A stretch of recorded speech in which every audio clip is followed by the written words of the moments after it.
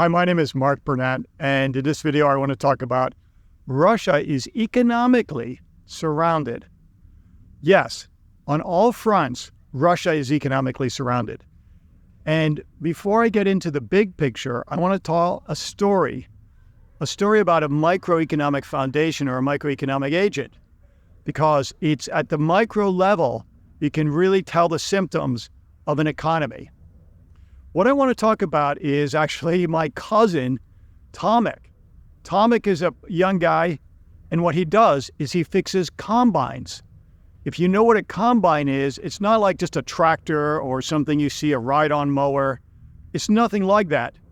Think Star Wars, R2-D2 and C-3PO getting sucked up into one of those Jawa big, huge thingies. Remember, in the desert? That is a combine. It's such a large, complex machine. And again, I have a USDA agricultural license. I do it in the US and I do it also in Europe.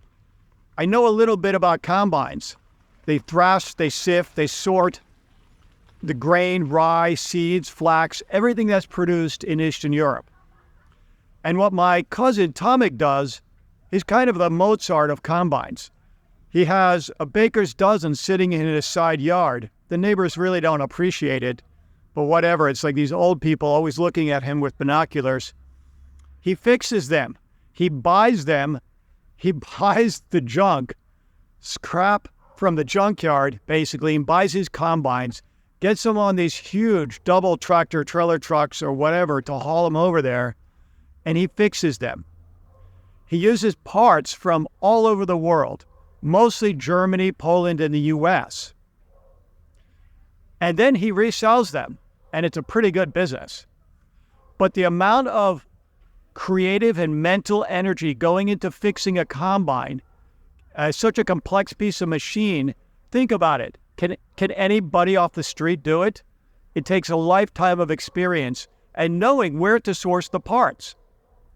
The top combine manufacturers are top three are United States, then I think it's Germany, then I think it's Japan, and then again it's US. Russia does not have any kind of combine industry right now.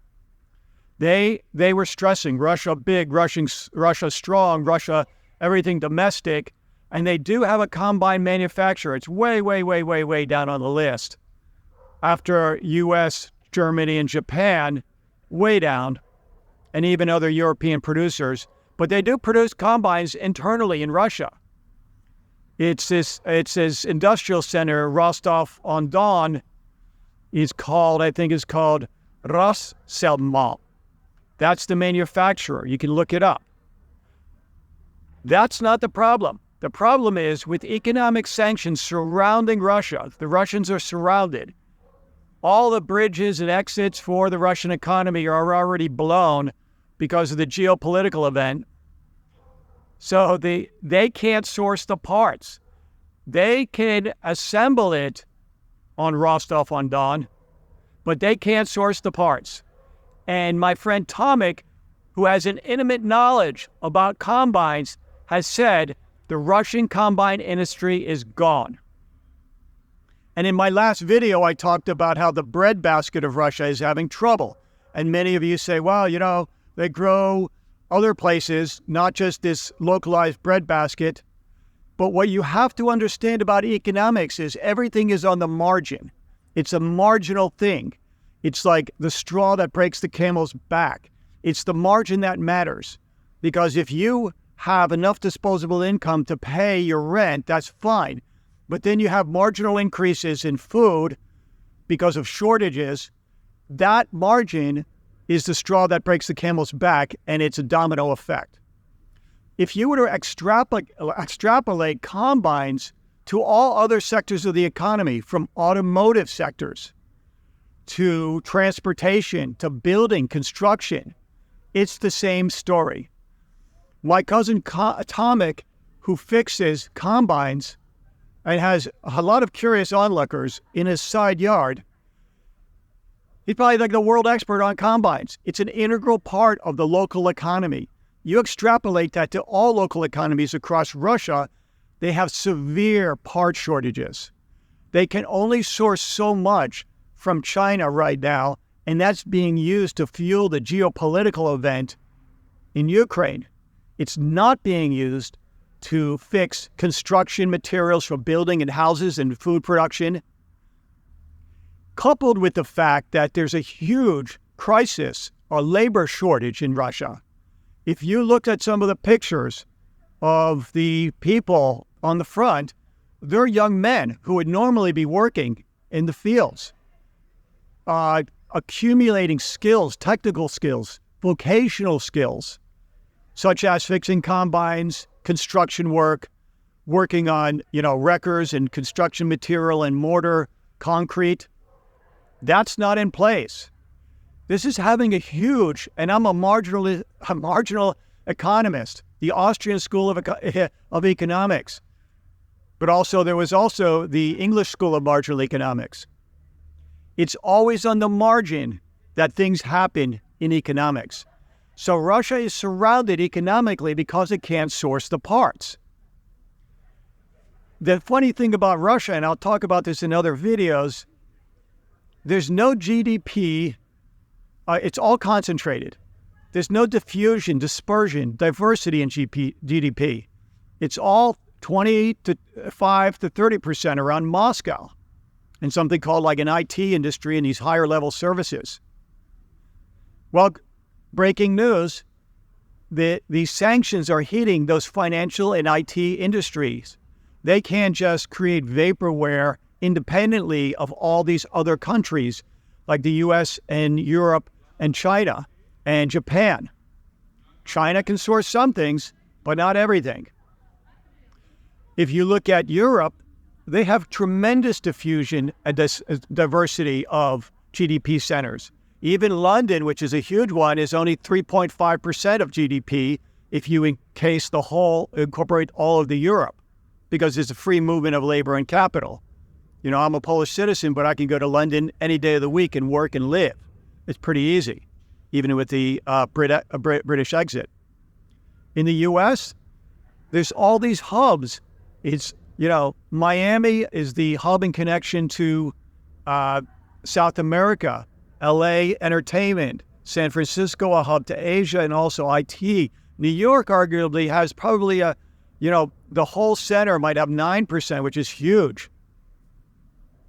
But the point being, it's a very diverse economy, which is very stable with checks and balances.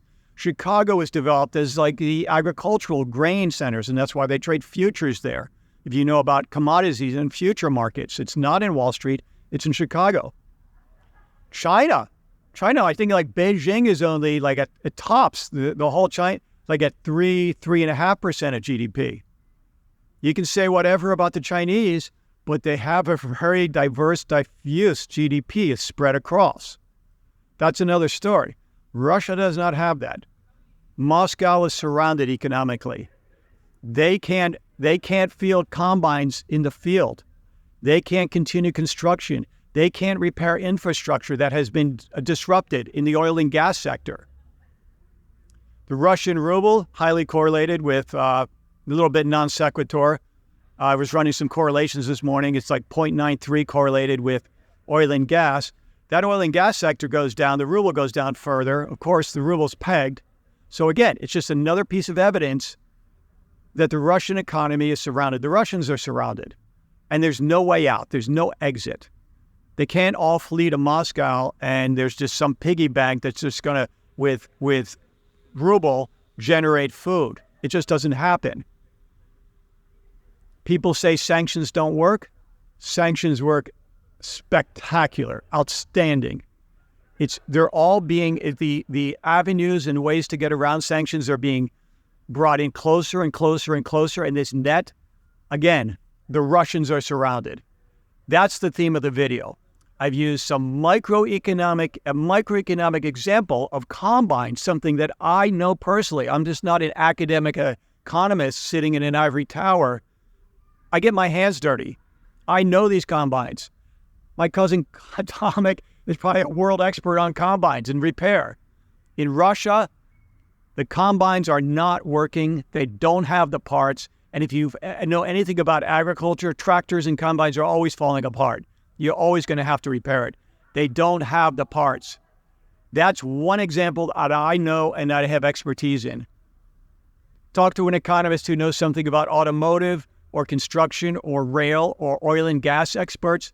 I think you'll hear the same story. So as this enters the last phase of the Russian economy as we know it, you're going to see some magnificent changes for the rest of the world. The Russian economy is on its last leg, and hopefully it will be reformatted in a way where there's a truly democratic participation in the economy with free movement of labor and capital after reparations perhaps have been paid, etc., and the world will be made a better place. That is my hope. My name is Mark Biernot. I'm a monetary economist. Have a great day. Thank you very much.